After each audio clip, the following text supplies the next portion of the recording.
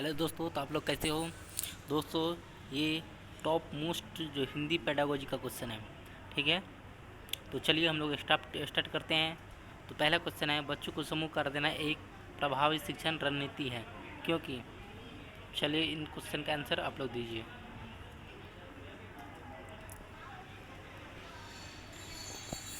तो दोस्तों इस क्वेश्चन का जो आंसर होगा वो होगा, सीखने की प्रक्रिया में बच्चे एक दूसरे से सीखते हैं और परस्पर सहायता भी करते हैं, क्योंकि बच्चे को एक दूसरे से सीखने में अपने आप को मनोवैज्ञानिक क्रिया होने लगती है।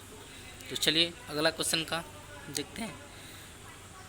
तो अगला क्वेश्चन है, बच्चे किस प्रकार से सीखते हैं, नीचे दी गई कथनों में से कौन सा कथन इस प्रश्न के विषय में सही नहीं है।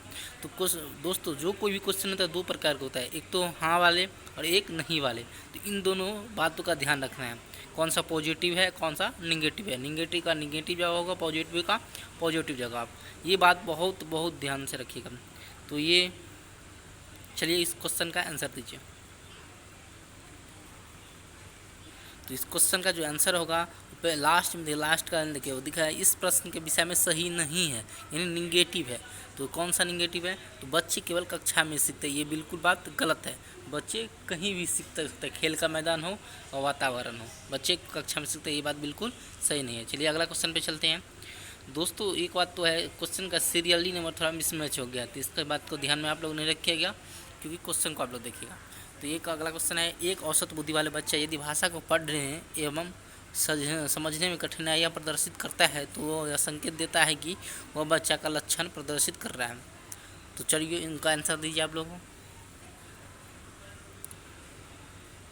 तो इस क्वेश्चन का जो आंसर होगा वो बोल रहा है भाषा को पढ़ने एवं समझने में, यानी पढ़ नहीं पाता है, तो पठन से संबंधित चीज़ हो गया। तो इसका आंसर होगा पठन अक्षमता, डिस्लेक्सिया।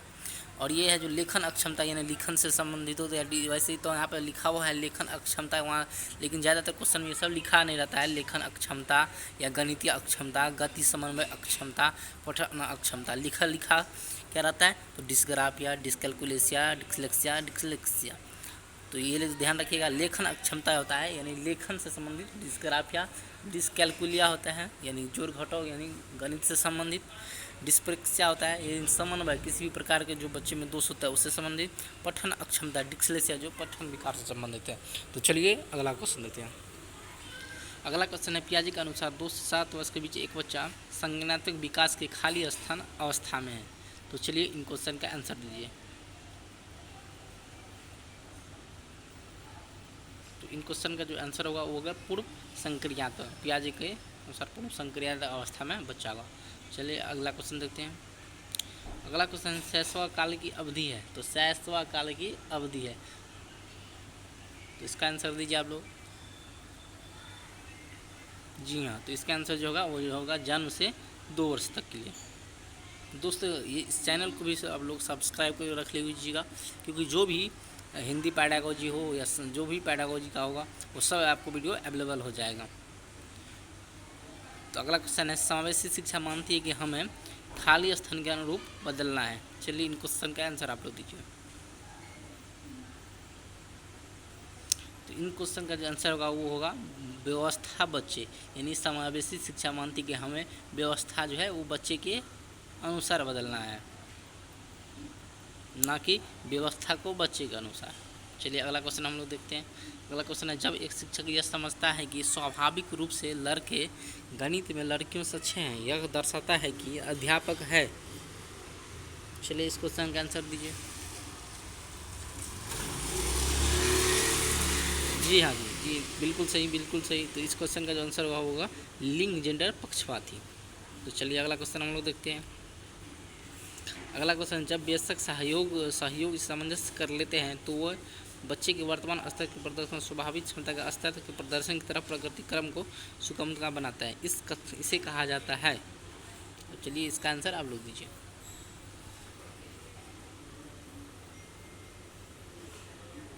जी हाँ, तो इसको कहा जाता है सहयोग देना, यानी सहयोग। मध्य बाल अवस्था भाषा के बजाय खाली स्थान अधिक है। चलिए इन क्वेश्चन का आंसर आप लोग दीजिए। आप लोग कुछ नहीं करना, हर एक प्रश्न को एक बार 2 बार पढ़ना है। और जिसको यदि कोई क्वेश्चन का आंसर आता है तो आराम से दीजिए, नहीं आता है तो हर एक आंसर को 1-2 बार पढ़ लीजिए। हम जो आंसर बोलते हैं बस उसी के अकॉर्डिंग टू आप लोग कुछ नहीं कॉपी के लिखना है, नहीं पेन में कुछ नहीं, खाली क्वेश्चन पढ़ना है, आंसर को सुनना है, बस उस पर अप्लाई करना है।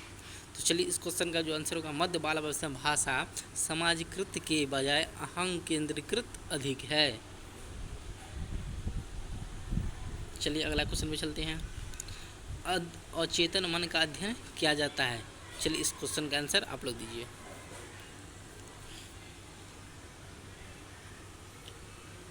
जी हाँ, तो इस क्वेश्चन का जो आंसर होगा वही होगा निरीक्षण द्वारा, बिल्कुल सही है। चलिए अगला क्वेश्चन है, शिक्षा मनोविज्ञान का अध्ययन का क्षेत्र है। इस क्वेश्चन का आंसर दिए, शिक्षा मनोविज्ञान का अध्ययन का क्षेत्र है। जी हाँ, तो इस क्वेश्चन का जो आंसर होगा वो होगा व्यक्तिगत भिन्नताएं, बिल्कुल सही है, आप लोग का सबका सही है, व्यक्तिगत भिन्नताएं। सीखना एक सार्वभौमिक प्रक्रिया है जो समस्त प्राणियों में पाई जाती हैं, एक उम्र विशेष के लोगों में पाई जाती हैं, समय के साथ समय समय कम हो रही है, अध्यापक से बालक तक आती है। चलिए इस क्वेश्चन का आंसर कौन सा होगा वो आप लोग बताइए। जी हाँ दोस्तों, बिल्कुल आप लोग सही जा रहे थे। इस क्वेश्चन का जो आंसर होगा समस्त प्राणियों में पाई जाती है। अगला क्वेश्चन है, पढ़ाते समय चित्र दिखाने में सबसे अधिक महत्वपूर्ण लाभ कौन सा है।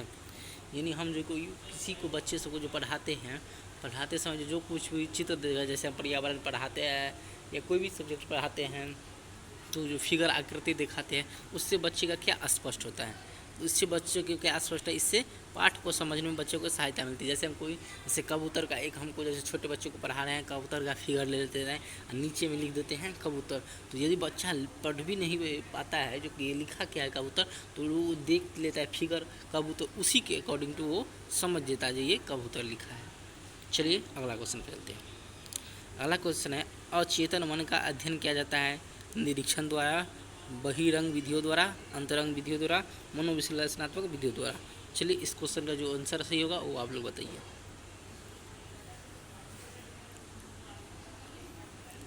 बिल्कुल सही जा रहे हैं आप लोग। इस क्वेश्चन का जो आंसर होगा वो होगा निरीक्षण द्वारा। इनमें कौन सा गुण आमतौर पर सृजनात्मक से संबंधित है। चलिए इस क्वेश्चन का आंसर बताइए।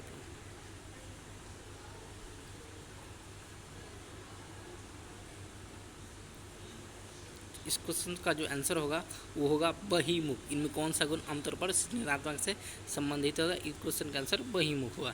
चलिए अगला क्वेश्चन हम लोग को दिखाते हैं। ये जो क्वेश्चन है, बालकों में यदि अंतर व्यक्तिगत संबंधों की पुनः स्थापना करनी है तो शिक्षक को चाहे कि वो उनके सामाजिक विकास या सामाजिक परिवेश का अध्ययन करें, सामाजिक संविज्ञान तो विकास से अध्ययन करें, तो अंतर व्यक्ति संबंध प्रेरित करें, या शारीरिक संगठन को ध्यान रखें, उन्हें स्वतंत्र छोड़ दें। चलिए इस क्वेश्चन का आंसर बताइए। तो इस क्वेश्चन का जो राइट आंसर होगा वो होगा सामाजिक संविज्ञानात्मक विकासों का अध्ययन करें तथा अंतर व्यक्तिगत संबंधों की ओर प्रेरित करें, यानी बी इसका राइट आंसर होगा। चलिए अगला क्वेश्चन आप लोगों को समझ में आ गया। यह बालकों में यदि अंतर व्यक्तिगत संबंधों की पुनः स्थापना करनी है तो शिक्षक को चाहिए कि उनके सॉरी यानी ये क्वेश्चन रिपीट हो गया, कोई बात नहीं। चलिए अगला क्वेश्चन हम लोग चलते हैं। ये अगला क्वेश्चन है, बाहरी प्रेरणा को हम लोग को कहते हैं। बाहरी प्रेरणा क्या कहते हैं? नकारात्मक प्रेरणा, कृत्रिम प्रेरणा, व्यक्तिगत प्रेरणा, मनोदैहिक प्रेरणा। चलिए इस चारों में से जो ऑप्शन राइट होगा वो आप लोग बताइए।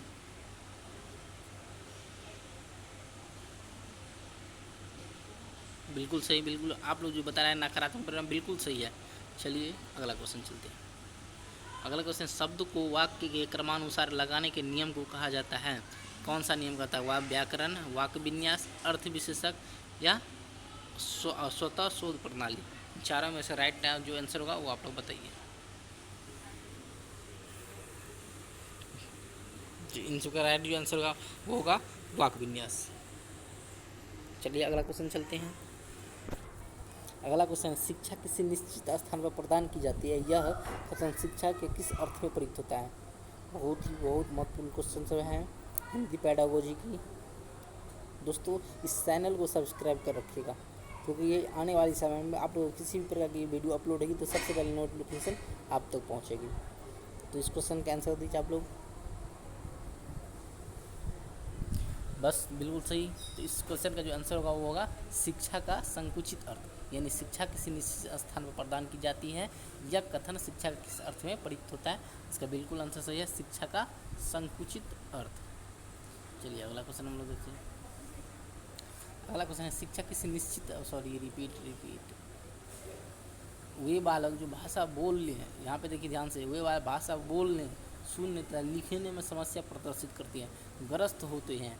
यहाँ पे बहुत इंपॉर्टेंट बात ध्यान रखनी है, जो बोलने में भी प्रॉब्लम का आता है, सुनना भी नहीं सही से सुन भी नहीं पाता है, लिखना भी सही से नहीं पाता, तो वो 3 प्रकार के ग्रसित हैं। इसमें कौन सा होगा? बोलने में भी प्रॉब्लम है, सुनने में भी है और लिखने में भी है, तो इसमें कौन सा होगा बता दीजिए। तो बिल्कुल ध्यान रखने जो तीनों में, जैसे अलग अलग जिसका लिखने में हो गया तो अलग है, लेकिन ये तीनों एक बच्चे में आ जाए तो वो हो जाता है डिसफेजिया। बिल्कुल सही। तो चलिए अगला, वह बच्चा जिनके परिवार का वातावरण प्रजातांत्रिक होता है अन्य बच्चों की अपेक्षा होते हैं। बोल रहा है वह बच्चा जिनके परिवार का वातावरण प्रजातांत्रिक हो अन्य बच्चों की अपेक्षा होता है, जिसका खुला वातावरण में उसका परिवेश, उसके जैसे कोई ऐसे बैकग्राउंड से आते हैं जिसका खुला वातावरण परिवेश नहीं होता है, तो उसकी अपेक्षा वो बेहतर होगी, अधिक क्रियाशील और बहिर्मुखी व्यक्ति वाला वो बच्चा होगा। चलिए अगला क्वेश्चन देते हैं। अगला क्वेश्चन, पियाजे के अनुसार कोई बच्चा किस अवस्था में अपने परिवेश की वस्तु को पहचानने में उसमें विभेद करने लगता है? यानी वस्तु को पहचान भी लगता है, उनमें विभेद करने लगता है, यानी ये छोटा है या ये बड़ा है, ये कम है या ये ज़्यादा, तो किस अवस्था में होता है? तो चलिए बताइए इस क्वेश्चन का आंसर। बिल्कुल सही। तो इस क्वेश्चन का जो आंसर होगा मूर्त संक्रिय है। तो चलिए दोस्तों, इस क्वेश्चन के साथ ही मैं इसको लास्ट करता हूँ, अगली क्लास में मिलेंगे। Thank you. चैनल को सब्सक्राइब करके रखिएगा। Thank you.